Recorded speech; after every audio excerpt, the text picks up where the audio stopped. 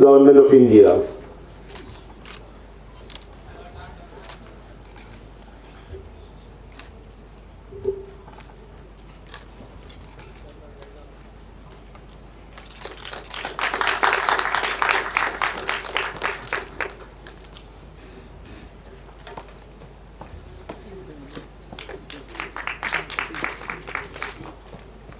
I request Mrs. Swami Tripathi to start the session.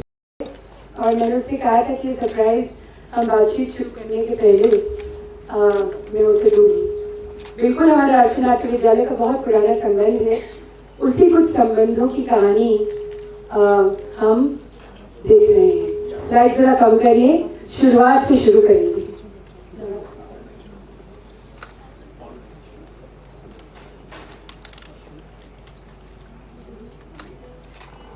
Can you go forward, please?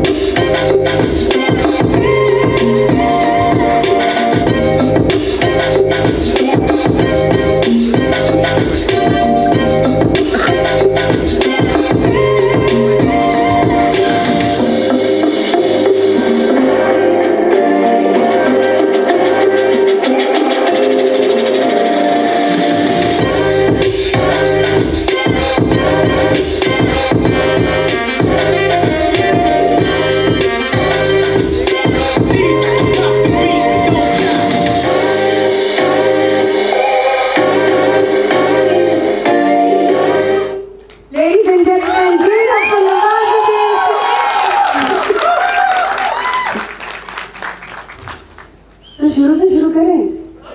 हाँ? कौन सा वाले शुरू से? वो नाटक वाले शुरू से, जहाँ से हमने कहानी शुरू की थी। तो नवाज जब अपने उस सुंदर से शहर से उठकर राष्ट्रीय नाट्य विद्यालय पहुंचे, एक तो एनएसडी पहुंचना तब भी उतना ही मुश्किल था और आज भी उतना ही मुश्किल है। मुश्किल इसलिए भी है क्योंकि बाहर से देखने पर वो यात्रा बहुत जटिल लगती है। तो ज़रा पहले वो अनुभव हम अपने यहाँ बहुत सारे मित्र हैं, फिल्म मेकर्स हैं, स्टूडेंट्स हैं, आपका काम पसंद करते हैं, आपकी यात्रा से जुड़े रहेंगे। ज़रा आपके ही शब्दों में, आपके लफ्ज़ों में सुने ये यात्रा शुरू कैसे हुई? शुरुआत क्या हुआ था कि ग्रेजुएशन करने तक मुझे कुछ मालूम नहीं था, कुछ आइडिया नहीं था कि मैं क्या करना चाहता हूँ। और 1-1.5 साल तक ऐसे आवारा फिरता रहा। तो किसी ने नाटक दिखाया और गुजरात में बड़ौदा में था मैं तब। मैं चीफ केमिस्ट था मैं पेट्रोकेमिकल फैक्ट्री में, और गुजराती प्ले देखा और वहाँ से सोचा कि यार ये एक्टिंग एक ऐसी चीज़ है, ये जो स्टेज पे होते हैं एक्टर, वो हंसते हैं तो ऑडियंस हंसती है, वो रोते हैं तो ऑडियंस रोती है। ये है तो फ्रॉड, लेकिन बहुत खूबसूरत फ्रॉड है। इससे अच्छा क्या फील्ड हो सकता है? तो मैंने सब कुछ छोड़ दिया, जॉब छोड़ दिया, सब कुछ छोड़ के गुजराती प्ले करने लगा। और किसी ने बताया कि हिंदी थिएटर होता है, नेशनल स्कूल ऑफ ड्रामा है, और वहाँ पे आप जाइए। वहाँ पे जाने के लिए कुछ प्लेस की एक्सपीरियंस की ज़रूरत थी, तो झूठ मूठ लिख दिया मुझे 10 प्ले मैंने किए हैं, फुल लेंथ प्ले, और वहाँ मेरा एडमिशन हो गया। एडमिशन के बाद फिर उसके बाद तो आप जानती हैं। नहीं, वो तो मैं जानती हूँ। एडमिशन के बाद कुछ ऐसे नाटक हुए आपके बैच के साथ जिन्होंने इतिहास रचा। पहला नाटक याद है ना? बस पहला नाटक आई थिंक कौन सा था, मेरे को नाम भी भूल गया। बाकी इतिहास बादल सरकार का। बादल सरकार का। तो जब फर्स्ट ईयर से सेकंड ईयर की यात्रा हुई। फर्स्ट ईयर में तो एडजस्टमेंट में भयंकर वो लगता है, आप दिल्ली आ गए, एक बड़े शहर में आ गए, बहुत सारे लोग हैं, बहुत तरह के एक्सपीरियंस हैं, तरह तरह के अनुभव हैं, और ये भी पता नहीं होता। जैसे आप तो शायद डिसाइडेड थे कि मैं एक्टिंग करूँगा, बहुत सारे लोग सोचते हैं मैं डायरेक्टर बनूँ, कि मैं एक्टर बनूँ, कि मैं क्या करूँ। पहले से दूसरे साल की यात्रा में कौन सी वो चीज़ें जो सबसे ज़्यादा याद रही? क्योंकि आज हम यहाँ जर्नी एज एन एक्टर की बात करने के लिए भी आपके साथ मुखातिब हैं। फर्स्ट ईयर में जैसे SRFTI में भी होता है, कॉमन होता है, सारे सब्जेक्ट पढ़ाए जाते हैं। और सेकंड में कुछ स्पेशलाइजेशन होना शुरू हो जाता है, सेकंड और थर्ड ईयर। तो फिर तो मेरा तो प्लान था कि मैं एक्टिंग ही करूँगा, एक्टर का ही बोलूँगा, क्योंकि 4-5 सब्जेक्ट होते हैं, स्टेज क्राफ्ट होता है, डायरेक्शन होता है, और एक्टिंग होती है। तो मैंने तो एक्टिंग ही चुना, एक्टिंग ही किया। फिर बट ड्यूरिंग द प्रोसेस बहुत सारे डायरेक्टर्स आ रहे थे बाहर से, जो हमारे साथ वर्कशॉप करते थे, प्ले माउंट करते थे। तो उनकी अलग अलग प्रोसेस होती थी, और जो डायरेक्टर आता था तो पहले जो लर्न किया हुआ किसी डायरेक्टर के साथ उसको अनलर्न करवाता था। तो वो पीट के, गाली दे के, वॉटेवर जो भी उसकी प्रोसेस होती थी, ये जताता था कि तुमसे कुछ नहीं आता। तो बहुत फ्रस्ट्रेशन भी होता था यार, मुझे 2 साल से मैं प्ले कर रहा हूँ, और दूसरे जो डायरेक्टर थे बहुत अच्छा बोल रहे थे, बहुत अच्छा बोला कि बहुत अच्छी परफॉर्मेंस कर रहे थे। ये डायरेक्टर बिल्कुल ही, इसने तो इग्नोर ही कर दिया बिल्कुल। तो बाद में रियलाइज हुआ कि बहुत ज़रूरी होता है एक्टर के लिए, क्योंकि ज़ीरो से अगर शुरुआत करनी होती है तो सारा अनलर्न करना पड़ता है। तो आज भी वही प्रोसेस है कि अगर एक फिल्म कर ली तो दूसरी फिल्म जब स्टार्ट करता हूँ मैं, तो मुझे बिल्कुल अनलर्न करना पड़ता है किसी भी हालत में, मुझे कैसे भी हो कि ज़ीरो पे आ जाओ, क्योंकि ज़ीरो से ही सेंचुरी बनती है। अब पहले से अगर माइंड में लेके आ रहा हूँ मैं तो सेंचुरी मारता हूँ हर फिल्म में, तो बहुत मुश्किल हो जाएगा। यही नवाज जो प्रोसेस की बात है, एक मेथड शब्द बहुत इस्तेमाल होता है। मुझे कुछ क्वेरीज मिली जब इसी की वेबसाइट पर ये कॉन्वर्सेशन के बारे में कुछ लोगों ने लिखा कि नवाजुद्दीन सिद्दीकी का मेथड क्या है, उसके बारे में हमें कैसे पता चलेगा। तो सवाल एक तो मेथड की भी है, और दूसरी वो भी, जैसा कि आपने अभी कहा, मैं सब वो अनलर्न करता हूँ जो मैं अगला करने वाला हूँ। ये तो बहुत ही डिफिकल्ट और कॉम्प्लेक्स होगा एक प्रयास और एक प्रोसेस के रूप में। ऑफकोर्स बहुत डिफिकल्ट होता है, क्योंकि मन होता है कि अपने कंफर्ट जोन में आ जाओ। मन करता है कि जैसे गैंग्स ऑफ वासेपुर का एक कंफर्ट जोन एकदम ठक ठक ठक ठक मारना शुरू कर दूँ, but at the same time आपको मंटो करना पड़ता है, आपको ठाकरे भी करना पड़ता है, इस तरह की फिल्में करनी पड़ती हैं। तो जो पहले किया हुआ उसको भुलाना जरूर पड़ता है। आई थिंक मेथड एक्टिंग का मुझे जैसे अक्सर होता है कि बहुत सारे कन्फ्यूजन होते हैं कि मेथड एक्टिंग क्या है। आई थिंक मैं अगर किसी अपने फादर को, जो भी नहीं रहे, लेकिन अगर मैं उनको समझाता, जो एक गांव से थे, अगर मैं उनको समझाऊं कि मेथड एक्टिंग क्या होती है, सिंपल सी चीज़ होती है कि एक आदमी दूसरे आदमी का होने का जब इंप्रेशन देता है, और उसकी जो प्रोसेस होती है, जो भी प्रोसेस होती है, जो एक्सरसाइज है, वो मेथड एक्टिंग कहलाती है। That's it. Such a beautifully put narrative, you know. I mean, how simply is he making it sound? पर क्या ये इतना सरल है? इस सरल तो मैंने बनाया है, इसको अपनी डेफिनेशन बता के अभी, वरना अगर इसकी डेफिनेशन में जाएंगे तो हजारों एक्टर्स की डेफिनेशन होंगी, और उसमें कन्फ्यूजन हो जाता है बहुत। तो राष्ट्रीय नाट्य विद्यालय की 3 साल के बाद एक और लंबी सतत यात्रा शुरू हुई, और वो यात्रा अभी तक जारी है और बहुत मुकम्मल तौर पे आगे जारी रहेगी, ये हमें पता है। लेकिन अब उन सालों के बारे में बात करते हैं जब NSG से निकलकर मुंबई तक पहुंचने में बीच में क्या क्या घटा? बीच में बहुत कुछ घटा। मैंने जब NSG करके जब मैं गया मुंबई, तो मुझे लगा कि यार मैं ट्रेन एक्टर हूँ और जाते काम मिल जाएगा मुझे। और जब आया मुंबई तो सब कुछ बिल्कुल उसका उल्टा हुआ कि यहाँ पे किसी भी ट्रेन एक्टर की ज़रूरत ही नहीं किसी को। जो क्राइटेरिया है सिनेमा में वो कुछ और है, वो है कि हीरो मटेरियल होना बहुत ज़रूरी है आपको, और उसमें हम कहीं भी फिट नहीं थे। इवन यहाँ तक हो गया कि भाई मैं अगर सीरियल भी कर रहा हूँ तो सीरियल से भी लेना बंद कर दिया था हम लोगों को। क्यों? हमने पूछा कि सीरियल में तो ले लो यार, तो उन्होंने बोले यार तुम लोगों को लेके ना एक दिन अगर एक दिन में एक एपिसोड बनाएंगे तो तुम लोगों को 1.5 दिन लगेगा, क्योंकि लिटअप करना पड़ेगा आपका फेस। तो ये जो गिवन फॉर्मूला है इंडस्ट्री का, ये तो नसीर भाई, ओमपुरी जी और स्मिता पाटिल, शबाना जी उस समय ऐसा लगता था टूटना शुरू हुआ और एक परसेप्शन बना कि राष्ट्रीय नाट्य विद्यालय के एनएसजी के एक्टर्स के लिए ज्यादा आसानी है, जबकि कथानक बिल्कुल उलट है जो अभी आपने कहा। मेरे ख्याल में 100 तो ऐसी फिल्में होंगी नवाज जो मुझे याद है जिसमें आप 2, 5, 8 या 10 मिनट के रोल में कहीं ना कहीं खड़े, क्योंकि मैं पहचानती थी तो मुझे याद था अच्छा वो शायद नवाज खड़ा। उस यात्रा के बारे में मुझे लगता है बहुत इंटरेस्टिंग रहेगा जानना। छोटे मोटे रोल इसलिए किए क्योंकि उसके अलावा कोई जरिया नहीं था और थोड़ा सर्वाइवल का बहुत ज़्यादा प्रॉब्लम हो रहा था हमें। लाइक फॉर एग्जाम्पल डिप्रेशन तो कभी नहीं हुआ, लेकिन हाँ सर्वाइवल का था कि खाना मिल जाए इतना कि अंधेरी से और बैंड्रा तक पैदल जा सकूँ मैं, तो इतना अगर मुझे मिल जाए तो मैं फिर पैदल जा सकता हूँ, पैदल आ सकता हूँ, इतना था। बहुत दिक्कतें हुई सर्वाइवल में, क्या मैंने तो बहुत बार बताया भी बहुत सारे इंटरव्यूज में। सबसे बड़ी जो प्रॉब्लम होती थी वो अंडरस्टिमेट किया जाता है ना, जो एक सर्टेन टाइप की पर्सनैलिटी होती है सिनेमा में उस वक्त पे। अब तो खैर थैंक गॉड अभी OTT है, अभी बहुत सारा सिनेमा बन रहा है, बहुत सारी चीज़ें बन रही है, तो सब बिजी हैं। आई थिंक बहुत कम एक्टर होंगे आज की डेट में जो खाली हमारी तरह जैसे पहले घूमते तक घूम रहे होंगे। तो किसी भी अगर ऑफिस में जाता तो ये सबसे बड़ा सवाल होता था कि क्या है, अगर ऑफिस में पहुंच गए क्या है, मैंने कहा एक्टर, तो नीचे से ऊपर देखते हैं एक्टर दिखने में तो लगते नहीं तुम लोग। तो वो सबसे बड़ा होता था यार कैसे, क्या दिखने में कैसे होता है, हमारे भी दो पैर हैं, दो आंखें हैं, एक सर है, 2 हाथ हैं, हम भी इंसान ही हैं। तो इस तरह की वो चीजें जो है ना बहुत फ्रस्ट्रेशन लाती थी। और लेकिन वही फ्रस्ट्रेशन जो डिफिकल्ट टाइम होता है उसी में आप स्ट्रॉन्ग नहीं बनते।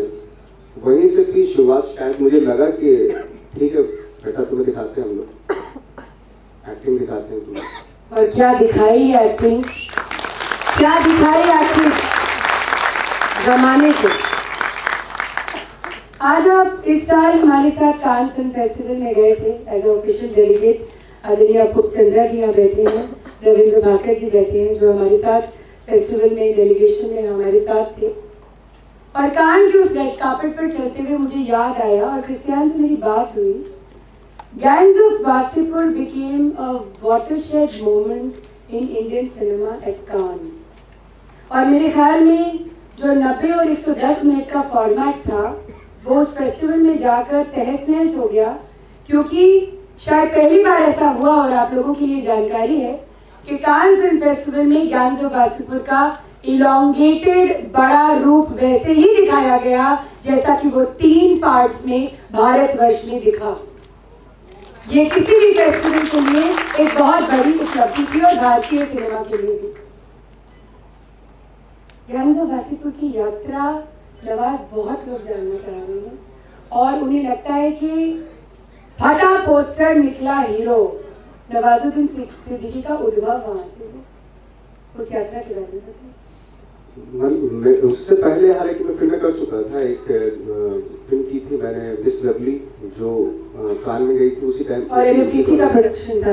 एनएफटीसी उसका निर्माण सर्टेन रिगार्ड में और एक फिल्म और 2-3 फिल्में कर ली थी मैंने as a lead role. But जो जिस तरह के का रोल मैं चाह रहा था, जो एंग्स था मेरे अंदर रियल लाइफ में, वो जो फूटा वो गैंग्स में फूटा। क्योंकि मुझे अच्छे से याद है जब लास्ट सीन जो था उस फिल्म का वो लास्ट डे ही शूट किया था, जब मैं उसको विलन को गोली मार रहा हूँ। मैं अपने कैरेक्टर में था नहीं एक्चुअली, बिल्कुल भी कहीं और था, मैं ट्रिप में था मैं। और सामने क्या हो रहा है मुझे मालूम, मुझे बताया गया कि गोली मारनी है इसको, मैं मार रहा था लेकिन मैं ट्रिप में था। क्योंकि नेक्स्ट डे मुझे मालूम है कि जो मेरी चाह थी वो पूरी हो जाएगी और जो एक लंबा चौड़ा जो स्ट्रगल था 10, 12, 15 साल का वो खत्म हो जाएगा, डेफिनेटली खत्म हो जाएगा। ये फिल्म को लोग अप्रिशिएट करेंगे, करेंगे की बात नहीं। उस तरह का था। और कभी कभी लगता है कि यार ये गलत भी कहीं डिसऑनेस्ट हो गया उस लास्ट सीन में।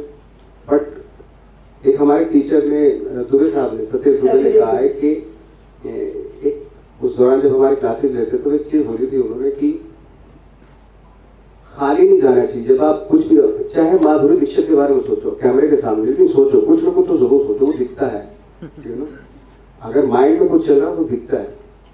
ये नहीं दिखेगा कि क्या क्या सोच रहे हो, लेकिन दिखेगा ये जरूर कि सोच रहा है बंदा। तो उस वक्त पे गैंग्स के टाइम पे मैं कहीं और था, लेकिन था ऐसे। वो कहीं और होना बहुत जोर से दिखा। और मैं अभी भी कान के नैरेटिव पर इसलिए हूँ क्योंकि उसके बाद एक सतत यात्रा फ्रांसीसी सिनेमा और भारतीय सिनेमा की शुरू हुई। मुझे याद है कि आप बहुत बार कान फिल्म फेस्टिवल में आपका सिनेमा सेलिब्रेट हुआ, आपके बारे में चर्चा रही। जहाँ से हमने शुरू किया था कि ये परिभाषा नहीं थी कि तुम हीरो जैसे दिखते नहीं हो, तुम हीरो हो क्या, तुम एक्टर हो क्या वो कहीं टूटा इस यात्रा में जो गैंग्स के बाद शुरू हुई? और वो टूटा तो कैसे? गैंग्स के बाद में आइडिया हो गया था हम लोगों को। पीछे साउंड रूम में जरा थोड़ी सी आप ध्वनि कम करेंगे क्योंकि हम यहाँ सुन सकते हैं। अच्छा, तो कृपया उनको हम या तो एडजस्ट कर लें या उनसे निवेदन करें कि थोड़ा सा एक्टर को कंसंट्रेट करने की जरूरत पड़ती है, अगर वो बातचीत करे तो भी। बुला लो, परमिशन दे दो धन्यवाद। अंदर आने के लिए। हाँ, अंदर आने के लिए परमिशन दे दो, बैठ जाएंगे। बुला लो, आइए में बैठ जाएंगे, है ना। आइए में जगह है तो हम 2 मिनट उनको बुला लेते हैं। They should feel left out, right?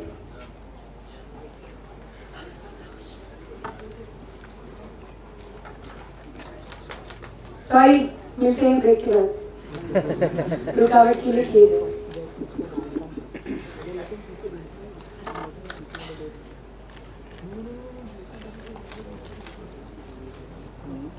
Hello, देखिए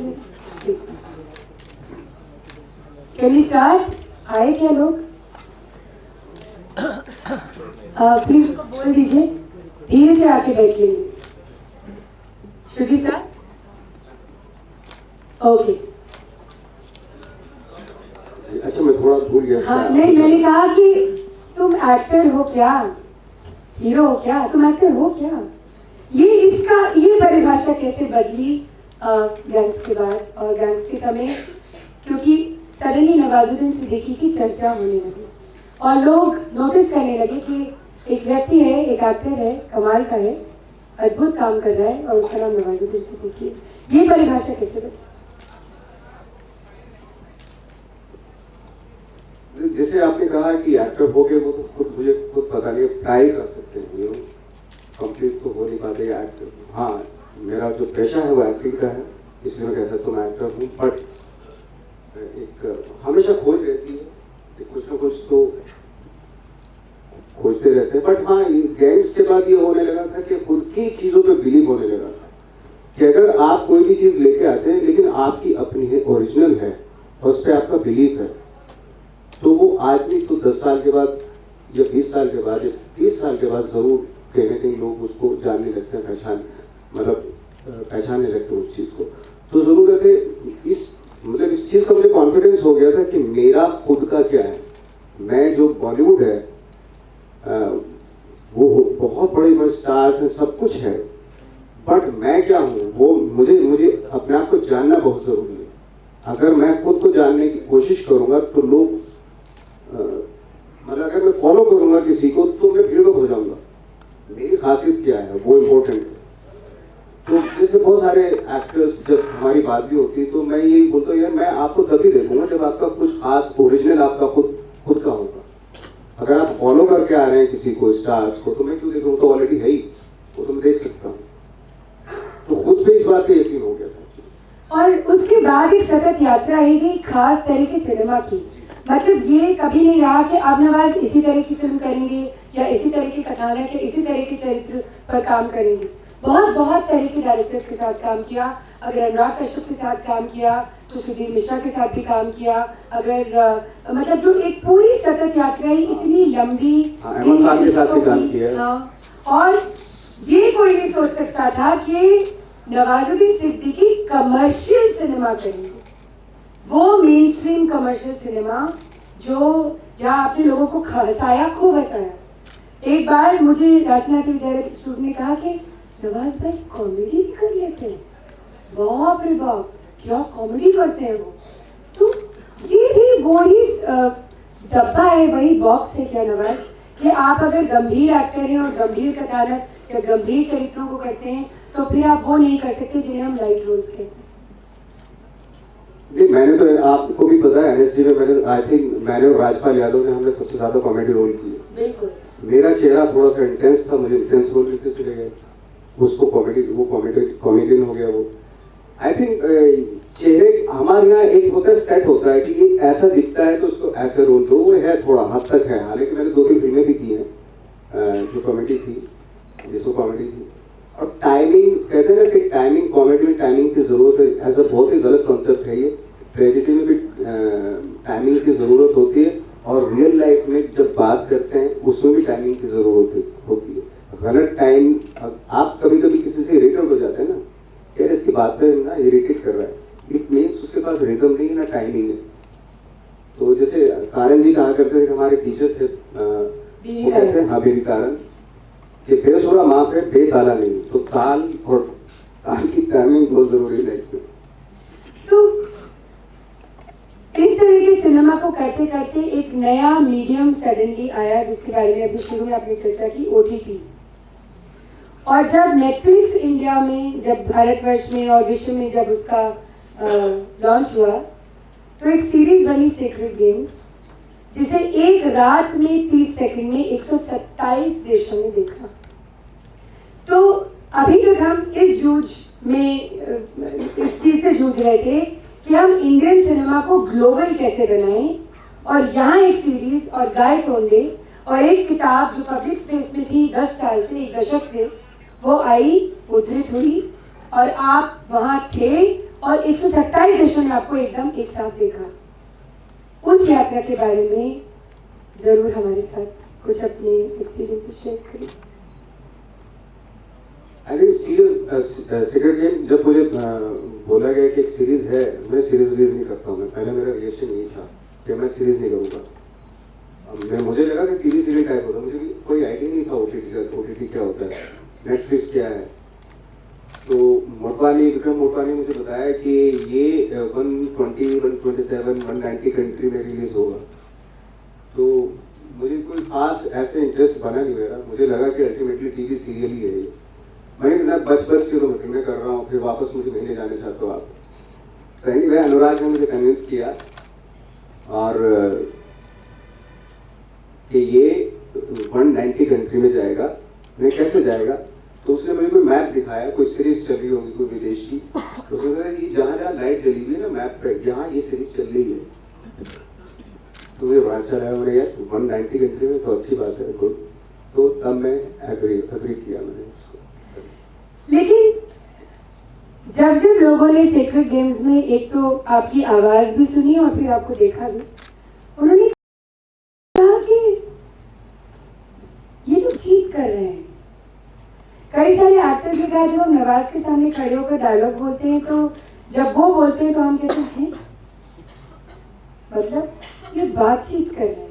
तो इसके बारे में बहुत सारे हमारे मित्रों ने कहा भी कि ये कॉन्वर्सेशनल स्टाइल जो है जिसके लिए आप आज परिभाषित होते हैं, you are defined by that kind of conversation, what is that? और वो करने में कौन सी वो जर्नी है जो which makes it so easy? जैसे कि आप में बातचीत कर रहे हैं तो हम स्क्रीन पे भी बातचीत करें, उसके बारे में आई थिंक वही थोड़ा सा डिस्कशन कर। हम लोगों की अच्छी बात क्या है कि बहुत सारे एक्टर्स हैं जो डिस्कशन करते हैं, आपस में बातें करते हैं और अपडेट होते हैं वर्ल्ड सिनेमा से क्या चल रहा है, कहाँ पे क्या। तो उसी का नतीजा है, इसलिए बहुत जरूरी है कि आपके आसपास का जो सर्किल है ना, आपके दोस्त यार भी बहुत ही अपडेट होने चाहिए उस फील्ड में जिसमें आप ट्राई कर रहे हैं या जिसमें हैं आप। बहुत सारे लोग बोलते हैं यार कि ये फिल्मी लोगों से मैं मतलब ये नॉर्मल लाइफ, मैं ट्रैवलिंग कर रहा हूँ नॉर्मल लाइफ, यार ये भाई बहुत हो गया एक्टिंग। नहीं भाई, हमारी लाइफ ये है, मुझे इसी में मजा आता है, यही मेरी ट्रैवलिंग है, यही मेरे लिए विपासना, सब कुछ यही है। मैं जब शूटिंग करने जाता हूँ मेरा सब कुछ, तब मुझे वो खुशी होती है। मैं नॉर्मल ब्रीदिंग एक्चुअली तभी लेता हूँ जब मैं शूटिंग कर रहा होता हूँ, तो मुझे कहीं भी जाने की जरूरत नहीं, किसी वेलनेस सेंटर में जाने की जरूरत नहीं है, क्योंकि मेरा सबसे बड़ा वेलनेस सेंटर है जब मैं शूट करता हूँ। क्योंकि मेरा फोकस, मेरी कंसंट्रेशन एकदम बन जाती है, मैं नॉर्मल ब्रीदिंग करता हूँ। तो एनीवे उसी डिस्कशन का नतीजा ये है कि हम लोग यार कि पूरी पिक्चर में कोई एक सीन होता है जो फिल्म का एक पूरा जोश होता है, और एक्टिंग में भी वही है। सपोज में एक पेज मुझे डायलॉग्स दिए गए, कोई एक लाइन होती है जहां वो टर्निंग पॉइंट होता है वो आपके कैरेक्टराइजेशन का। अब सारे इस पूरे डायलॉग्स में मैं एक्टिंग करूंगा ना, सारे डायलॉग्स में अगर मैं अच्छी एक्टिंग करूंगा, तो जब अच्छी एक्टिंग करने का वक्त आएगा तब क्या करूंगा? इससे पहले तो जो है स्टोरी को लेके चले। अब वहां पे भी एक्टिंग करनी शुरू कर दी तो जहां जरूरत है, एक्चुअली जरूरत है, वहां डिफिकल्ट हो जाएगा फिर आपके लिए, वहां आप अपने से मतलब आगे नहीं निकल पाएंगे। तो इसलिए कन्वर्सेशन बहुत जरूरी है कि ऐसा लगना चाहिए बातचीत कर रहे हैं जैसे इंसान है। आप इंसान हैं, आप कोई मतलब उल्टा तीर लेके नहीं आए, सरिया नहीं गुजर के आए पीछे कि आज मैं फाड़ दूंगा, मतलब ये कर दूंगा। तो नॉर्मल बात कर, फाड़ने का वक्त आएगा जहाँ भी होता है एक ट्रांसफॉर्मेशन होता है कैरेक्टर का, वहां पे आएगा, वहां करना। अभी फिलहाल नॉर्मल कर सारी चीजें, तो इस तरह के डिस्कशन में ये सारी चीजें। दो चीजें आपने और बड़ी मजेदार करी है। अक्सर एक्टर्स बायोपिक्स करने से बहुत डरते हैं ना, क्योंकि एक व्यक्ति था, वो जीवित था, आपने उसको देखा था, और दो बिल्कुल डायमेट्रिकली ऑपोजिट कैरेक्टर्स, ठाकरे और मंटो। मतलब बहुत जिगर चाहिए ये करने के लिए ना। एक तरफ सादत अली हसन मंटो, दूसरी तरफ बाला साहब ठाकरे। ये तो बताना पड़ेगा आज रहस्य कि ये दोनों एक साथ आसपास में कैसे जीवन पाया इन्होंने। आई थिंक आसपास ही हो रही थी शूटिंग को। बिल्कुल। हाँ, तो हर एक मुझसे कुछ लोग नाराज भी हो गए थे, ये रोल क्यों कर रहे हो, कुछ लोग इस तरह की चीजें हुई थी मेरे साथ। मैं यार एक्टर हूँ, मुझे कल को अगर हिटलर का रोल मिलेगा तो वो भी करूँगा मैं, है ना। और मंटो की एक खास बात थी कि मंटो में मैंने कोई कैरेक्टराइजेशन किया नहीं, क्योंकि मंटो की वीडियोस किसी ने नहीं देखी थी, मंटो का सिर्फ फोटोज हैं। तो एक एडवांटेज मुझे उस चीज का मिला कि मुझे लगा कि जो स्क्रिप्ट है भाई कि मैं हूं, अगर मैं ही मंटो हूं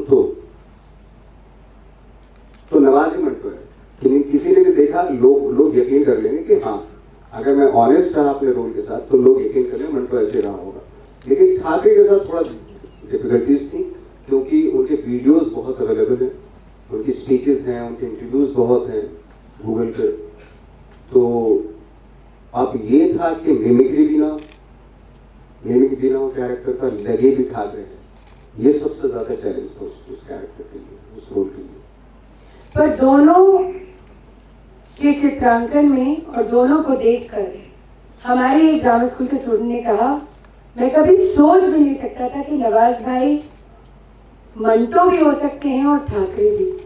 ये अपने आप में I think this is a celebration of the actor that is Nawazuddin. I think उसने मुझे करीब से देखा नहीं है, जो मुझे करीब से जानते हैं उनको बोलते हैं ये पॉसिबल हो सकता है नवाज के साथ। नवाज उसने आपको इतना देखा ना कि अपने अंदर उसने बिठा ही लिया। आप मेरे साथ रहा होगा कि मुझे देखा नहीं होगा। अब एक बहुत मजेदार दौर है जब आप बहुत सारी अलग अलग तरह की फिल्में कर रहे हैं। आपने अभी एक फिल्म जिसमें आप ट्रिपलेट हैं मतलब 3 रोल्स में हैं और उनमें से एक नारी चरित्र है। कुछ दिन पहले मैंने उसकी फोटो देखी, सच में नवाज अगर आपका नीचे नाम नहीं लिखा होता मैं तो नहीं पहचान पाती।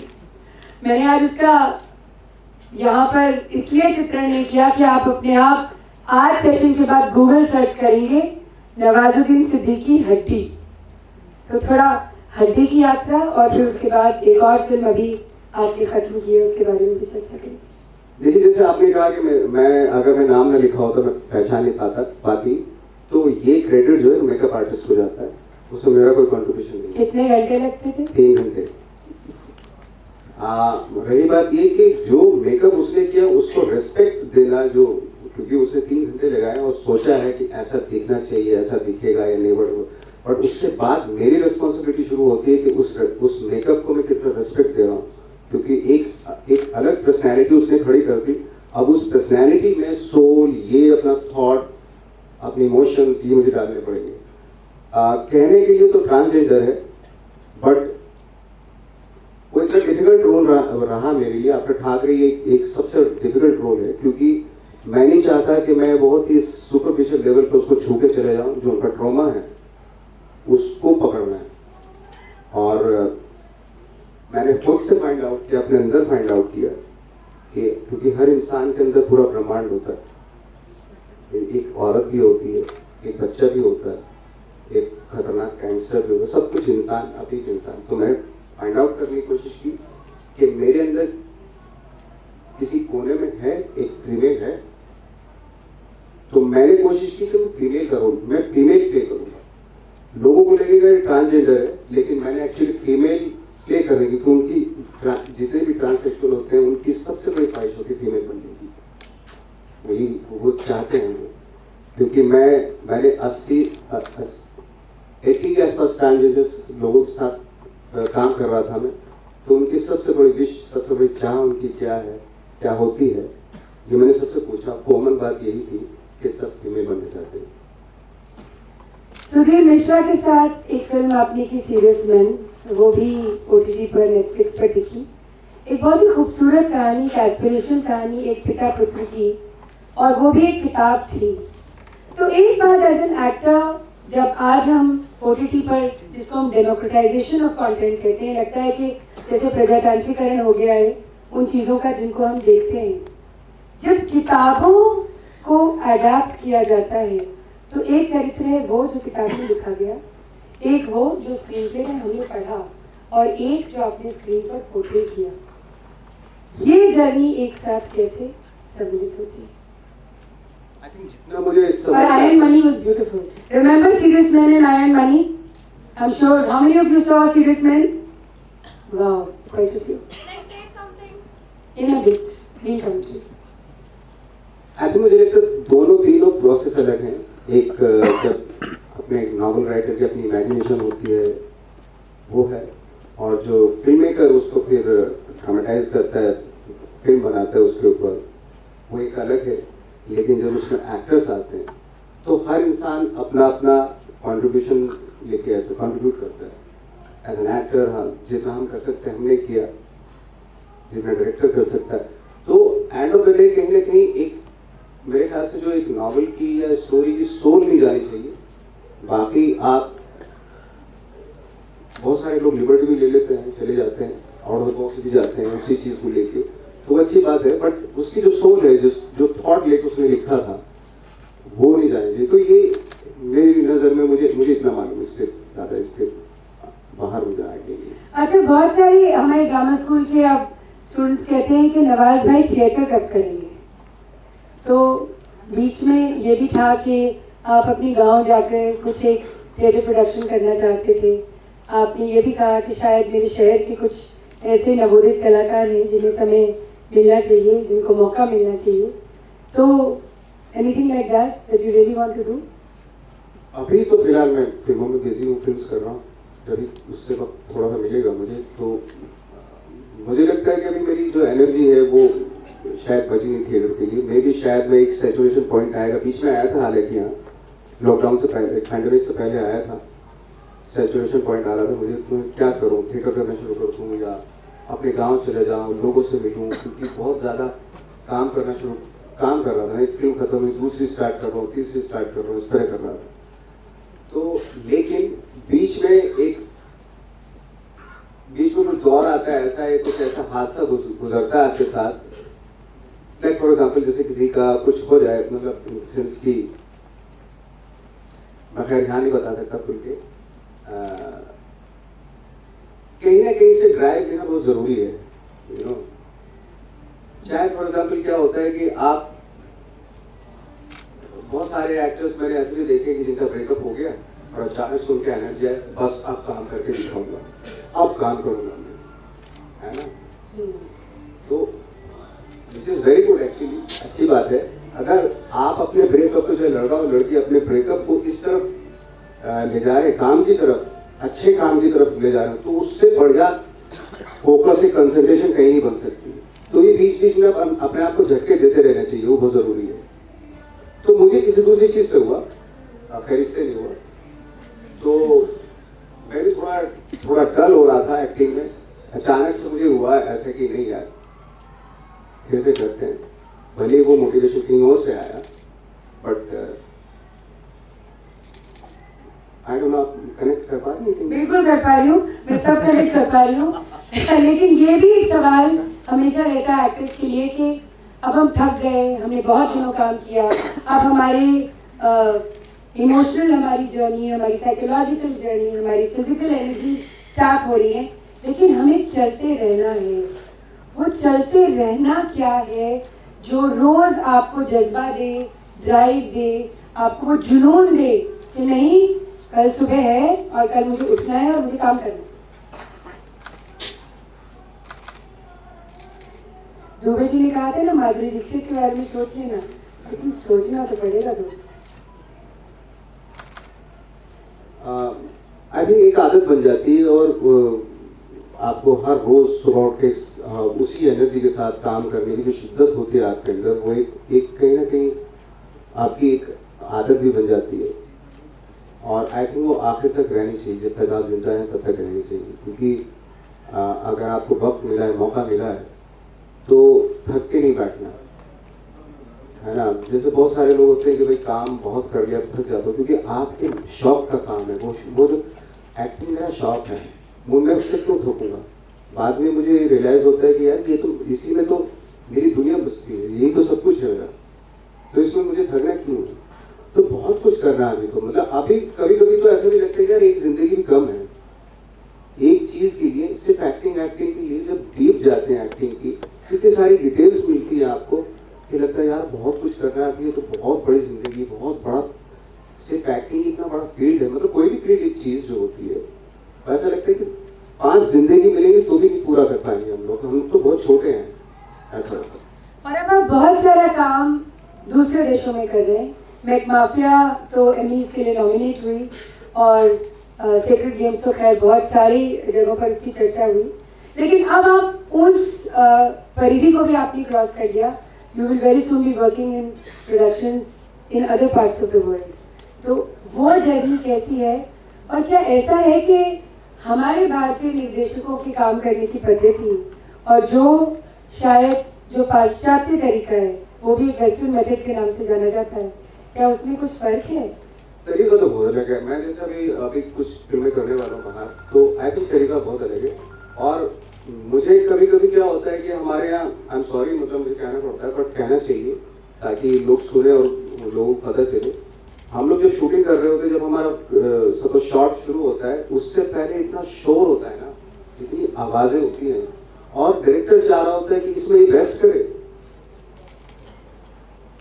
आप हंगामा मचा हुआ, आवाजें हो रही हैं, अचानक से हाँ आपका शॉट आइए, कैमरा लाइट एक्शन, अरे कंप्यूटर है क्या यार, थोड़ा सा अगर साइलेंस दो ना उसको, तो वो शायद वंडर कर सकता है उस सीन में, बहुत कुछ अच्छा कर सकता है। मुझे थोड़ा दिक्कत होती है इस चीज में, मैं कई बार बोलता हूँ यार थोड़ा सा साइलेंस रखो, है ना, बट नहीं हो पाता, हमारी प्रॉब्लम है, हम नहीं कर पाते। साइलेंस नाम की कोई चीज हमारे पास है नहीं,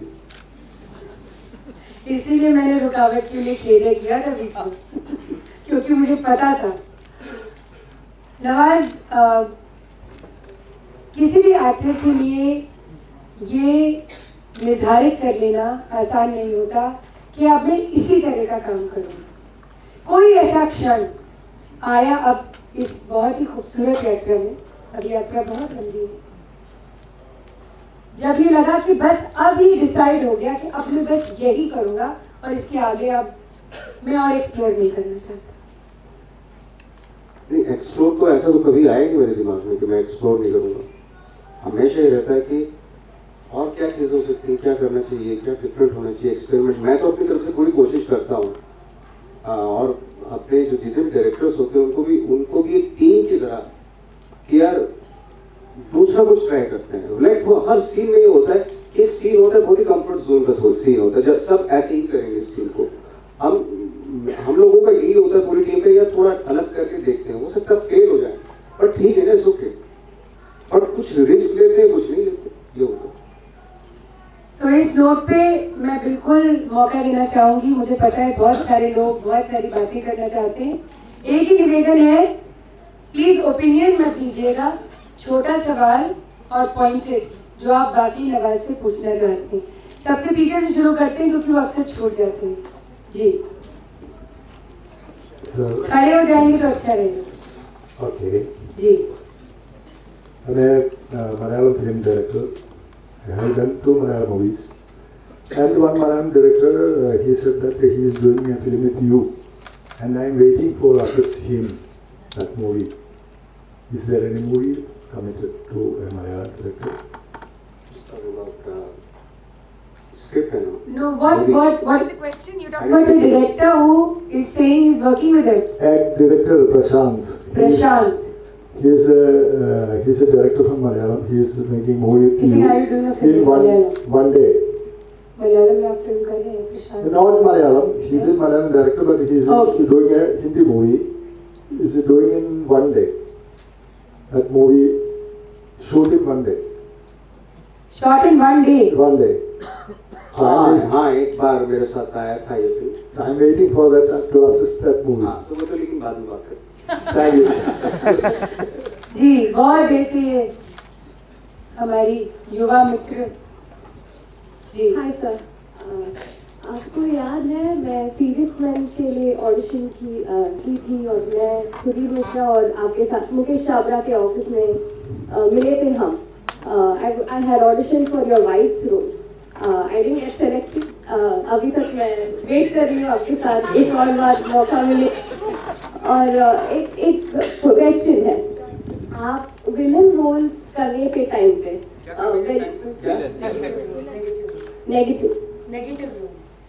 नेगेटिव रोल्स, अच्छा वो आप, मैं इसके बारे में बताऊंगा, वो आप बोल सकते हैं नेगेटिव रोल है, मैं ये सोच के नहीं करता कि मैं नेगेटिव रोल कर रहा हूँ। हाँ ओके ओके, मैं एक्चुअली वही पूछना था। When a character is very dark, आप कैसे, how do you get into that character? क्या जस्टिफिकेशन ले सकते हैं आप? How do you don't feel the character is bad at all? हर आदमी कोई आदमी सोचता है कि वो गलत काम कर रहे हैं, सोचता है वो गलत काम कर रहे हैं। मर्डर करने के टाइम पे भी आप नहीं सोचते कि वो बैड है? रमन राघव जो मैंने फिल्म की थी, आप उसको बोल सकते हैं वो डार्क कैरेक्टर है, उसकी अपनी फिलॉसफी है। आप भी तो वो बोलते हैं कि आप भी तो मारते हैं इंसान को, आप कानून के तहत मारते हैं, मैं आते पीते हक के मुझे मारता हूँ, मत क्या आप मार तो आप भी हर इंसान के पास अपनी चीजों का एक जस्टिफिकेशन होता है, वो आपकी नजर में सही हो सकता है या गलत हो सकता है, वो बात दूसरी है। Thank you sir, thank you. There's a hand there. No. You can't take the mic yourself, sir. I'm sorry. No, they passed it to me. Okay. After that, please give it to the gentleman in the blue shirt. Yeah. Sure. Please don't give opinions. One pointed question, please. Okay. भाई मेरा नाम इमरान है and I am a writer. भले ही writer के लिए हो या actor के लिए हो, गेटिंग इनटू अ कैरेक्टर लिख के या एक्टिंग सीख के या गेटिंग इट इन इजी, जैसे आप बोल रहे थे अनलर्निंग का प्रोसेस आप एक करते हो, can you give some suggestion to unlearn the character what you have written और maybe in an acting perspective? Unlearn कैसे करते हो आप? ये आपकी खुद की प्रोसेस होती है। जैसे अनलर्न करने के लिए कभी कभी दूसरों की गालियाँ सुननी पड़ती है, तो मैं सेंटर में जाता हूँ तो मेरे को गालियाँ सुननी है, गाँव चले जाता हूँ, है ना। जैसे पहले था वहाँ पे एक्टिंग शुरू करने से पहले की जो मेरी लाइफ थी मेरे गांव में, वहाँ चले जाता हूँ मैं। तो कौन है, नवाज है यार, एक्टर थोड़ा ही है, तो हो जाता है। ज्यादा आप शादीशुदा हैं? जी, वो बता देंगे आपको। वैसे प्रॉब्लम वही से शुरू हुई है।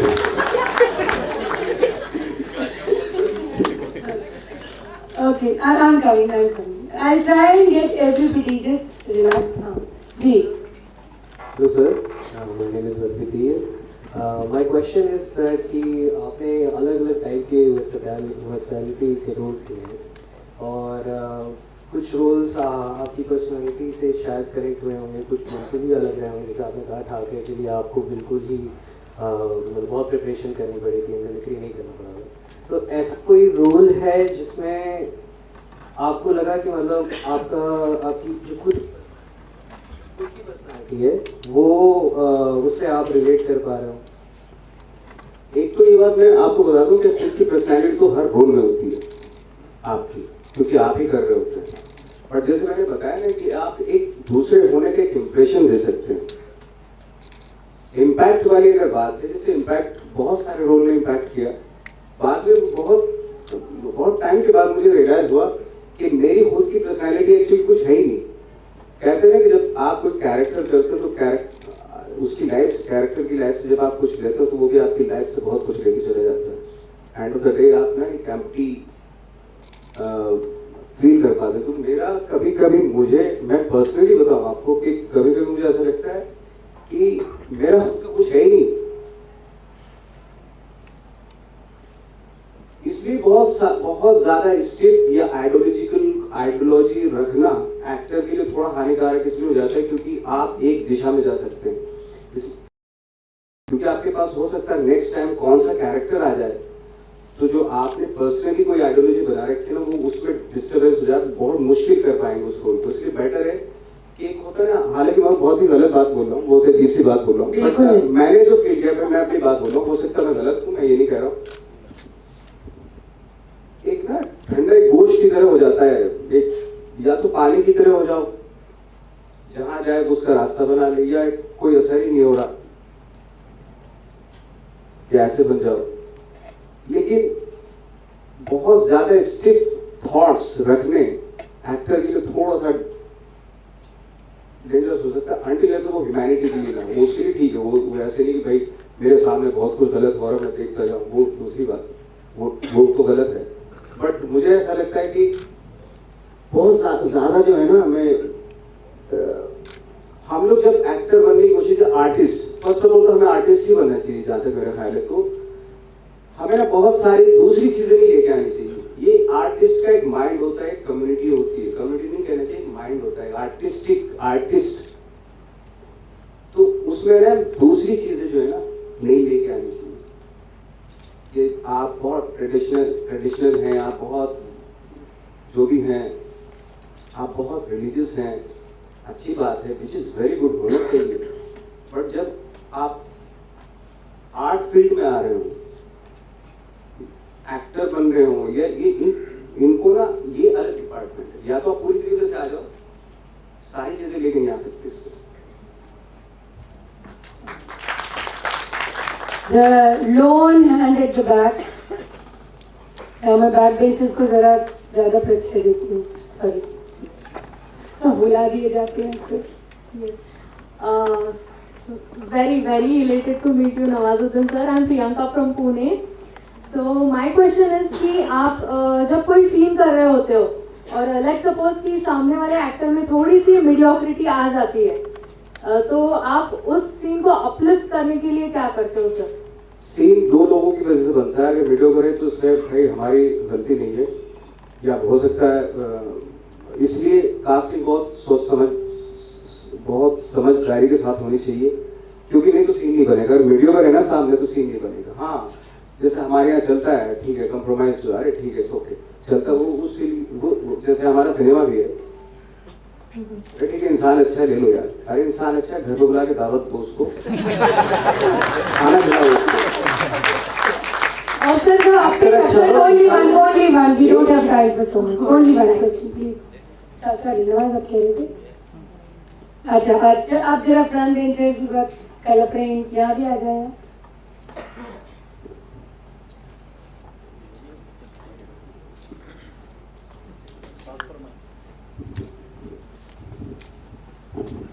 Good afternoon, sir. I'm Abhirupa. So my question for you is whether it's been कोई भी फिल्म आपने की है, वहाँ पे डायरेक्टर्स चेंज होते रहे हैं, बट आपका performance has been stellar in everything. उसके बाद वो डायरेक्टर की दूसरी मूवी अच्छी होना हो, but whatever films they've done with you have been great. So I want to know what is it as an actor that you require from a director? Because there are some excellent directors and there are some okay directors. But your performance is great regardless. वैसे तो पूरी film work करनी चाहिए, अगर मैं work कर रहा हूँ तो इसका मतलब गड़बड़ है कहीं, है ना।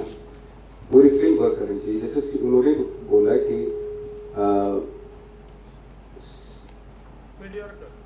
हाँ कि अगर सामने वाला बंदा ऐसा फंस गया, वीडियो पर फंस गया तो क्या करेंगे, है ना। क्यों फंस गया, सवाल तो ये कि क्यों फंस गया, वो है ना। नहीं सचिन तेंदुलकर ने सेंचुरी मारी लेकिन हम मैच हार गए, दूसरी यही बात पूछ रही है ना। सचिन तेंदुलकर ने सेंचुरी मारी पर हम मैच हार गए, मैच हार गए। हाँ वो तो No, I'm not. I'll just take one more minute. I'm not elaborating on the performance of the entire film. I'm just talking about आपको उस डायरेक्टर से क्या इंस्ट्रक्शन या एक डायरेक्टर का जो एडिशन होता है एक एक्टर के रोल में, आपको क्या चाहिए? मुझे तो बहुत कुछ चाहिए, मुझे सब कुछ चाहिए। उस कैरेक्टर के बारे में जितना जानता है वो सारा मुझे दे देना। बट अनफॉर्चुनेटली बहुत कम डायरेक्टर हैं ऐसे। इवन हमारी स्क्रिप्ट में आप देखेंगे ना, कैरेक्टरिस्टिक्स नहीं लिखे होते, डायलॉग्स लिखे होते हैं, डायरेक्शन लिखा होता है। जिस इंसान के बारे में आप लिख रहे हो, उसके डायलॉग लिख रहे हो, वो है कैसा, किस टेम्परामेंट का है, वो क्या है, ये लिखा ही नहीं जाता। ये थैंक यू, ये नवाज बहुत जरूरी बात है जो हमें थिएटर में कूट कूट के सिखाई जाती है कि कैरेक्टराइजेशन, क्रिएटिंग अ रोल और रोल प्ले क्या होता है। तो सिनेमा में जाते ही जब आपको एक स्क्रिप्ट मिलती है जिसमें सिर्फ कथानक लिखा है, डायरेक्शन लिखे, अब वो निकला और स्विमिंग पूल से उसने वहां पर इतना बड़ा धक्का लिया और वहां पे आके गिर गया, अब क्या हो गया, ये बड़ा मुश्किल है। क्यों गिर गया नवाज, ये कैसे, मतलब ये तो इसको मैं सच बता रहा हूँ, मैं बहुत परेशान हूँ उस चीज से। मतलब अगर आप बोल रहे हो जाके सेट पे बोल रहे हैं जाके कि नवाज इस तरह का कैरेक्टर, तो लेकिन तूने स्क्रिप्ट तो लिखा नहीं, लिखना चाहिए था ना। स्क्रिप्ट तो सिर्फ डायलॉग है, मतलब लफाजी लिखते हैं, डायलॉग बाजी बहुत है हमारे यहाँ, भरपूर इतना सब कुछ है ना यार। कोई चीज अगर एक दो पेज लिखने की जरूरत क्या है, अगर एक आई बॉल से वो बोल रहा है उस चीज को, है ना, एक आई शिफ्ट करते आईज को शिफ्ट करते हुए अगर बोल रहा है वो कन्वे हो रही है, तो उसके लिए दो पेज क्यों लिख रहे हो यार। तो हमारे यहाँ पता नहीं क्या है, मैं भी शायद रामलीला से हुआ ये सारा उसमें तो अब, लेकिन उसके डायलॉग्स इतने अच्छे आज भी मजा आता है ना। लेकिन कहीं ना कहीं प्रभावित नहीं से हुए, ट्रेडिशनल फॉर्म से हुए या पॉलिटिकल फॉर्म से हुए। हम बोलते बहुत हैं इस मतलब स्क्रिप्ट में, फिल्मों में, मेरे लिए भी बहुत प्रॉब्लम है, क्या करें आप। तो अरे सर आपके डायलॉग्स तो है, जब डायलॉग यार ये तो कट भी किया जाता है क्योंकि कन्वे होता है। जैसे एक बार क्या हमारी आदत ही पड़ जाती, एक बार क्या कि इरफान भाई जो थे, एक टीवी सीरियल में एक फिल्म, शॉर्ट फिल्म थी, 1 घंटे की, डायरेक्ट कर रहे थे। क्या आवाज आ रही है कि नहीं? तो मेरा एक शॉट था कि मैं साइकिल लेके खड़ा हूँ यहाँ पे और एक लड़की आ रही है और एक हमारे डायरेक्टर थे, वो शूट कर रहे थे। तो मैं लड़की को बोलता हूँ मेरी साइकिल पे बैठ जा, चलते हैं। तो उन्होंने बोले साइकिल तो दिख ही रही है, उसको क्यों बोल रहे हैं, अब क्या करें, आदत पड़ी हुई थी। मैं साइकिल दिख रही है फ्रेम में, लेकिन साइकिल में बैठे, मेरी साइकिल पे बैठ जा, चलते हैं। तो दोस्त हमारे जो अनलर्न वाला जो सवाल था, तो मेरा शायद एक मिनट प्लीज बैठे। आपने पूछा कि क्या अनलर्न करना है जो लिखना है, तो मुझे लगता है उसका एक बहुत बड़ा गुण आपको मिल गया। I hope you are thankful to him for that. एक मिनट रुकिए, यहाँ जी जी राम जी। हाँ राम जी। ओ राम जी, हमारे राष्ट्रनाट्य विद्यालय के मशहूर छात्र निर्देशक और एनर्जी के बारे में सेंटर के निर्देशक। Thank you. नवाज भाई, बहुत खुशी हुई आपको आमने सामने आए के बाद। मुझे बड़ी खुशी हुई तुमसे मिली, बहुत टाइम के बाद मिली। जी क्योंकि यहाँ बहुत सारे इंस्पायरिंग एक्टर्स भी होंगे, स्टूडेंट्स होंगे एक्टिंग के, हमारे भी कई स्टूडेंट्स जाते हैं। एक चीन की दीवार है ऑडिशंस की, जिसको भेद पाना, और वो क्योंकि आप उस पूरे आपने एक लंबा अरसा उस ह्यूमिलेशन, उस रिजेक्शन में बिताया, आपने उसको जिया है, तो क्या कोई ऐसा बुलेट पॉइंट 1 या 2 आप हमारे ऑडियंस के साथ शेयर करें, तो नए लोग सीखें कि क्योंकि ऑडिशन देते देते मैंने कई बार कई स्टूडेंट्स से भी, दोस्तों से भी बात होती है, इतना थक जाते हैं तो वो पूछते हैं कि एक बार मेरे को भी किसी से मैंने कहा यार या तो तुम गलत आदमी का ऑडिशन ले रहे हो, तो बिल्कुल फिट ही नहीं है, और या तो इतना खराब एक्टिंग तो करना ही होगा। तो वो 20 ऑडिशन बच्चे दिए जा रहे हैं, तो इसके पीछे क्या मतलब वो क्या कुछ है, कुछ पॉइंट कि वो इंस्पिरेशन मिलेंगे नहीं देते रहना है, या भाग्य के भरोसे चलना है, या क्या है? भाग्य वाग्य तो मुझे नहीं पता, मैं मेरी लाइफ में ऐसा कुछ नहीं, भाग्य से कुछ मिल गया है, करना तो आप ही को है। ऑडिशन कितने साल हो गए, कोई है ऐसा कि उसको 10 साल ऑडिशन देते देते हो गए और अभी भी नहीं कुछ हो रहा है? कोई है बताओ मुझे जरा, जो 10 साल से ऑडिशन दे रहा? एक्टर्स बैठे होंगे, मैंने 12 साल ऑडिशन दिए, है ना? हम लोग अगर ये मान के चले ना कि 5 साल हो जाना चाहिए भाई, फिर कोई और दूसरा जॉब कर लो। ये अगर आप आ गए हो ना, फिर आ गए। आप ये मत सोचो कि मेरे को सक्सेस कब मिलेगी, ये कोई हिसाब किताब बही खाता नहीं है, जहाँ तक मुझे लगता है। हो सकता है मैं गलत हूँ, बट आई थिंक करते रहो। ऑडिशन 5 साल भी दे रहे, 6 साल भी दो, क्या पता 6 हो सकता है 5 साल के। एक बार क्या हुआ, पीयूष भाई हमारे सीनियर पीयूष मिश्रा जी, उनको किसी उनके जूनियर एक्टर ने फोन किया कि पीयूष भाई बहुत हालत खराब हो गई मेरी, इतने साल स्ट्रगल किया, कुछ नहीं हो रहा, क्या करूं? मैं सोच रहा हूं कि चला जाऊं। तो पीयूष भाई का जवाब है, बहुत अच्छा सोच रहा, तू चला जा। और उसने एक्सपेक्ट किया था कि पीयूष भाई रोकेंगे उसको, थोड़ा काम दिलवाएंगे। पीयूष भाई ने बहुत अच्छा सोचा, हताश होने की जरूरत नहीं। वो ये बोले क्या है ना, हमें खुद को, हमें कोई संभालने के लिए नहीं आएगा, हमें खुद को स्ट्रॉन्ग करना पड़ेगा। अगर हमें खुद को साल देने पड़े, पूरी जिंदगी देनी पड़ेगी। हो सकता है 55 साल में अगर मिल जाए सक्सेस तो कोई बुरी बात नहीं है। मैं तो ये सोच के चलता हूं। पर यही बात है कि हम अक्सर ड्रामा स्कूल की जब बात करते हैं कि 3 साल का कोर्स है, रिगरस ट्रेनिंग होती है, काम होता है, लेकिन मुंबई की माया निकली हमारे ड्रामा स्कूल से में जो ट्रेनिंग इंस्टीट्यूशन में एफटीआई में, एसआरएफटीआई में जो पढ़ाया जाता है, उस तरह का सिनेमा बनता है ना हमारे यहाँ, फॉर्मूला सिनेमा बनता है, जिसमें उसका बेटा बहुत अच्छे से फिट होता है, एक हीरो होता है, एक हीरोइन होती है, जैसे काले पीले लोग आ जाते हैं, उनको मार भगा देते हैं, और फिर हीरो हीरोइन फिर आपस में एक हो जाते हैं। ये सिनेमा में ये जो ट्रेनिंग इंस्टीट्यूशन से पढ़ के आते हैं, उसकी जरूरत है क्या? ये तो सस्ता सिनेमा है, ये तो हम पिछले बहुत सालों से देखते आ रहे हैं। कहाँ एक्सपेरिमेंट हो रहे हैं? हमारा तो आउटकम 0% है इंटरनेशनली अगर देखा जाए तो। हम ही खुश हो जाते हैं, अच्छे से 500 करोड़ कर लिए इसने 4, मतलब एक्टर बॉक्स ऑफिस की बात कर रहे हैं। माय गॉड, इससे पैथेटिक और क्या हो सकता है यार? अरे कितना कमा ने 500 करोड़, अरे यार चलो देखते हैं। ये क्राइटेरिया फिल्म देखने गया। चलो बड़े जहाँ आई भी बैठे हो हमारे मित्र, एक नहीं सर, एक please, I will decide, don't do that. ये एक नहीं, रुकिए एक मिनट, मैं आऊंगी आपके पास। आई भी हमारे मित्र जो बैठे हैं जी, इनको दीजिए माइक, जल्दी माइक छोड़िए सर, इनको माइक दीजिए। नहीं आप नहीं, पीछे वो जो मित्र आएंगे सर आपके पास आएंगे, इनको दीजिए mic. Thank you. Ashraf please mic अपने पास रखिए, ऑडियंस के पास माइक नहीं रहेगा। धन्यवाद जी। एक्चुअली मेरा सवाल ये था, जो थोड़ा बहुत आंसर मिल गया था मुझे, कि अगर फिल्म अच्छी हो, डायरेक्टर भी अच्छा हो, लेकिन उनके तरीके अलग हो और एक्टर्स उनके तरीके से कन्विंस नहीं हो पा रहा, तो तब आप क्या करें?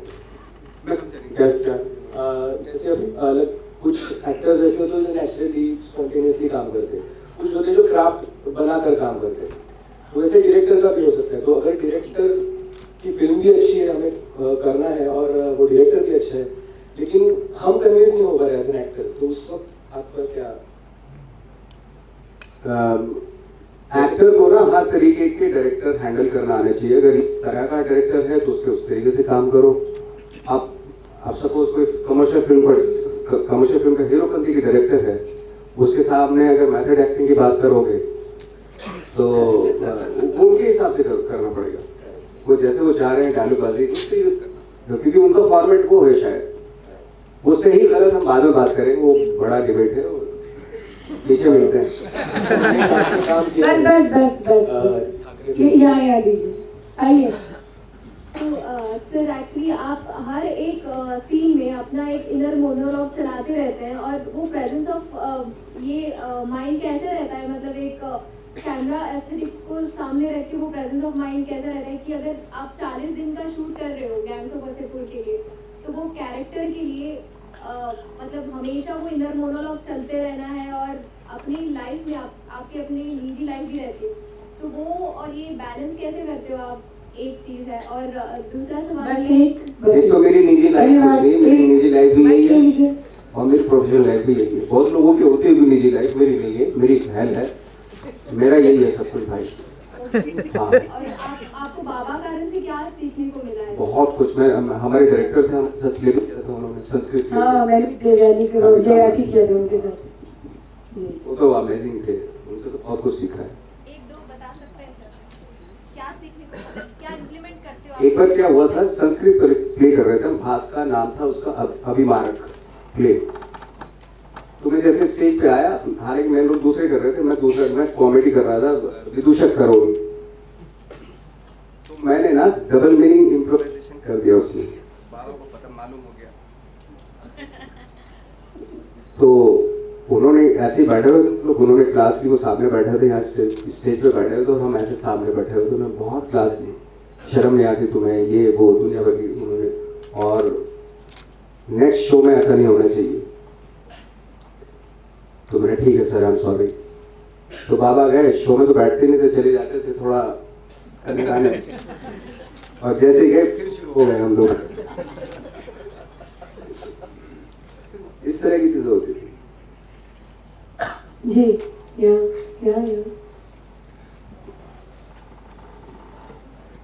जल्दी पास करिए माइक, हमारे पास आखिरी 5 मिनट है, अगला सेशन भी है इसके बाद। हेलो सर, मेरा नाम शुभ है। आप बहुत स्मार्ट लग रहे हैं आज। क्या लग रहा हूँ? बहुत स्मार्ट लग रहे हैं। Thank you. तो मेरा एक क्वेश्चन है, कभी कभी मिलता है तो मुझे खुशी होती है। सालों में जो मैंने एडिट करके बनाया था, मैंने चॉइसेस फोटोग्राफ्स लगाई थी, किसी ने नहीं बोला नवाज की सबसे सुंदर वाली थी। तो मेरा क्वेश्चन है कि आपका प्रोसेस क्या होता है हर फिल्म के लिए? अलग अलग होता है मेरा प्रोसेस, फ्रेंकली स्पीकिंग। आप लाइक कमर्शियल फिल्म कर रहे हैं तो उसमें अलग होगा, अकॉर्डिंग टू डायरेक्टर्स होता है। बाकी अपना इनपुट जो डाल सकते हैं, अगर वो अलाउड करता है तो डालते हैं, अगर अलाउड नहीं करता तब भी डालते हैं। जैसे एक होगा आपका कि अगर वो बोल रहा है कि आप करो अपने हिसाब से, तो आपका कौन सा एक प्रोसेस रहता है कि मैं ये वाला करूँगा, ये अगर डायरेक्टर ने कह दिया आपको कि आप अपने हिसाब से प्रोसेस करो, मतलब आप अपना प्रोसेस ले सकते हैं, आपको इतनी फ्रीडम है, ठीक है। तो आपका एक होगा कि जो आपने ट्रेनिंग डेज में जो आपने सीखा होगा कि मैं ये प्रोसेस मेरे को बहुत सही बैठता है हर कैरेक्टर के लिए, मतलब जो भी। तो अगर क्या होता है, कभी कभी ऐसा होता है, अगर आपको डायरेक्टर छोड़ देते हैं ना अपने हिसाब से करो, तो आप सबसे पहले अपने कंफर्ट जोन में जाते हैं, यू नो, वो सबसे गलत होता है। तो मैं भी नहीं चाहता कि कोई मेरे पे छोड़। थोड़ा सा अपना डायरेक्टर का भी इनपुट होना बहुत जरूरी है, कि उसकी चीजों को लेके आगे बढ़ना जरूरी होता है। क्योंकि अगर मेरे पे सारी चीजें छोड़ तो मैं बहुत ही जल्दी एक जैसा करने लगूंगा। इसलिए मैं तो खुद एक्सपेक्ट करता हूँ कि डायरेक्टर जो है ना बहुत स्टडी करके आए मेरे कैरेक्टर के बारे में, ताकि उससे जानने का मौका मिले मुझे, ताकि मैं थोड़ा डिफरेंट कर सकूं। आखिरी सवाल, माइक कीजिए जल्दी।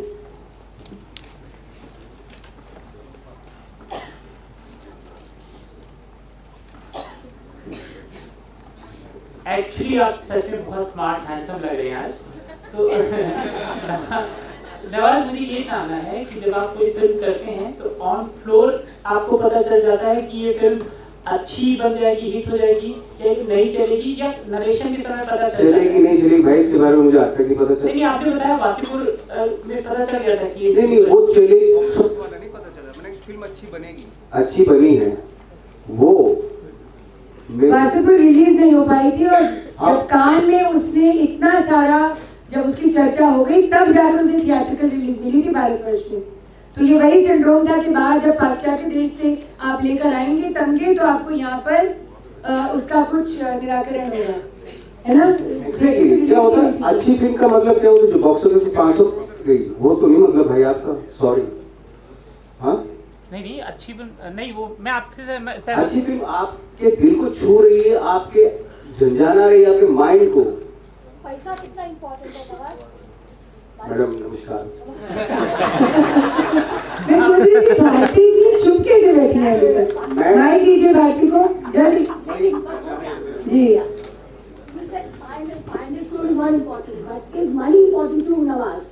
मेरे लिए तो कोई मायने नहीं रखता पैसा, बिल्कुल भी नहीं।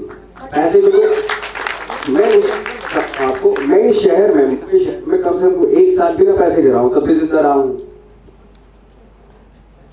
किसी और के पास पैसा था, उसके पास चले जाता था खाने के लिए, उसके पास खत्म हो गया, तीसरे के पास चले जाता, तो इस तरह भी चलती जिंदगी चलाई मैंने। पैसा अगर मैं पैसे को इम्पोर्टेंस दूंगा, पैसा मेरे पास मेरे कभी आएगा ही नहीं। पैसे को लात मारनी पड़ती तब आपके कदमों में आता पैसा।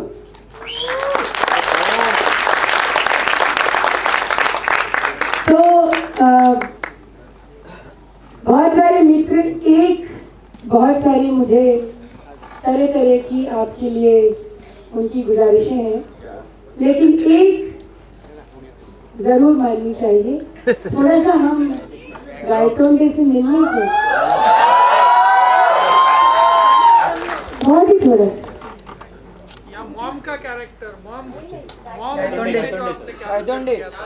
अगर आप रुकावट के लिए खेद नहीं करेंगे तो गायतोंगे साहब आएंगे नहीं, तो 2 मिनट रुकिए। तो उस डायलॉग से मैं बहुत बोर हो चुका हूँ। कोई बात नहीं, कभी कभी लगता है कि अब उन्हीं भगवान है। अब बोल दूं बाजार में कोई मार देगा तब। तो और कौन सा डायलॉग था भाई? फैजल भैया का डायलॉग। एक मित्र ने ये पूछा, फैजल भैया का डायलॉग। एक मित्र ने ये पूछा कि सीक्रेट गेम्स के हर एपिसोड में, जैसे महाभारत के हर एपिसोड में मैं समय हुआ था, गायतोंडे साहब अवतरित होते थे और हर एपिसोड में गायतोंडे की कहानी गायतोंडे की जुबानी, है ना? तो वो चमत्कार, वो नमस्कार से चमत्कार कैसे होता है? वो तो अनुराग कश्यप की वजह से। तो एक अपन तो भगवान की आज्ञा का, एक बार बहुत सारे लोगों ने मुझे ना लिख के भेजा है। मैं कैसे चलो मुझे डायलॉग, अभी मैं दूसरी फिल्म करके आ रहा हूँ तो मेरा ना माइंड इस तरफ है अभी। डायलॉग्स में मेरे खुद के डायलॉग में कौन सा था भूल गया। हाँ जाके देख रिकॉर्ड में कौन है? सर फैजल भैया का डायलॉग, फैजल खान का डायलॉग। एक गैंग ऑफ वासेपुर एक डायलॉग है जो मुझे खुद को बहुत पसंद है, नहीं है वो मैं सुना सकता। वो है कि मैं जब अपने मेरा दोस्त बैठा हुआ और हम ऐसे चिल्ला मार रहे हैं, हाँ, तो उसको बोलता हूँ मैं कि क्या देख रहा है पे, तू क्या देख रहा है? तो चिलक पी के बोलता हूँ कि हम तो सोचे थे संजीव कुमार के घर में हम बच्चन पैदा हो रहे, जब आँख खुली तो देखा साला हम तो सोचे वो बच्चन तो कोई और है, तो उसे काट देता। वो डायलॉग मुझे पता नहीं क्यों पसंद है, आज तक पता ही नहीं चला मुझे। नवाज, हमारी सबकी एक ही बस आशा है, आकांक्षा है कि खुद ही को कर बुलंद इतना खुदा बंदे से ये पूछे, बता तेरी रजा, तुम्हारी सारी रजाएं पूरी हों और just keep doing what you do because you do it very well. Give it up for Nawaz.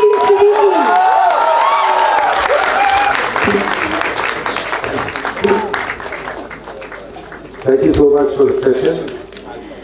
This is Wani Tripathi and Nawazuddin Siddiqui. Thank you all for coming.